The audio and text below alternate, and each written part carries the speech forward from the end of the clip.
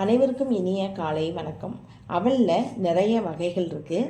அந்த அவல் வகைகளை வச்சு நம்ம நிறைய உணவுகளை தயார் செய்யலாம்.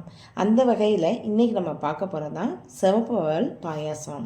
அதுக்காக ஒரு பாத்திரத்தில் சின்ன டம்ளரில் 1.5 டம்ளர் அளவுக்கு வெல்லம் எடுத்துருக்கேன். அதாவது இந்த டம்ளர் 100 கிராம் அளவுக்கு. இப்போ அதே டம்ளரில் 1 டம்ளர் அளவுக்கு தண்ணியும் கொஞ்சமாக கல் உப்பு சேர்த்து இந்த வெல்லத்தை நல்லா கரைச்சி எடுத்து வடிகட்டி வச்சுக்கலாம்.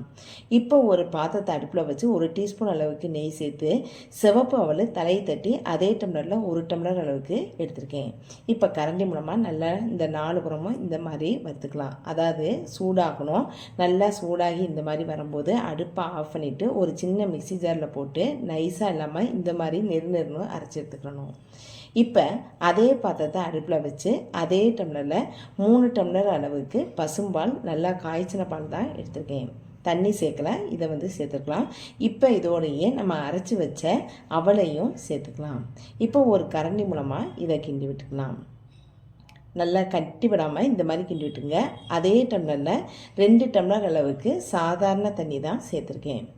இப்போ இதை திரும்பவும் நல்லா கட்டி இல்லாமல் கிண்டி விட்டுக்குங்க. இதை நல்லா கிண்ண பிறகு இது ஒரு 3 நிமிஷம் சிம்மிலே இருக்கட்டும். நல்லா இந்த அவல் வேகட்டும். அதுக்கப்புறம் ஏற்கனவே வடிகட்டி வச்ச வெள்ளை தண்ணியும் இதோடய சேர்த்துக்கலாம். திரும்பவும் கரண்டி மூலமாக கிண்டி விட்டுட்டு 1/4 டீஸ்பூன் அளவுக்கு ஏலக்காய் தூள் வாசத்துக்காக சேர்த்துருக்கேன். இது ஒரு அளவு இந்த மாதிரி நல்லா கெட்டியாக வரவும் இதை நம்ம அடுப்புலேருந்து இறக்கிடலாம். இப்போ ஒத்தக்கரண்டி அடுப்பில் வச்சு 1 டீஸ்பூன் அளவுக்கு நெய் சேர்த்துட்டேன். இது நல்லா மெல்ட்டான பிறகு 3 முந்திரி பருப்பை உடச்சி போட்டுட்டு அதுக்கப்புறம் கொஞ்சம் கிஸ்மிஸ் பழம் சேர்த்துருக்கேன். இது லேசாக வறுவிட்டு வரும்போதே இந்த அடுப்பை ஆஃப் பண்ணிடலாம். முந்திரி பருப்பு பொன்னிறமாகவும் இந்த கிஸ்மிஸ் பழம் பலூன் மாதிரியும் உப்பி வரும். அதிகமாக வச்சா தீஞ்சு போயிடும். இதுதான் கரெக்டான பதம். இப்போ நம்ம ஏற்கனவே தயார் செய்து வச்ச அவல் பாயசத்தில் இதை சேர்த்துக்கலாம்.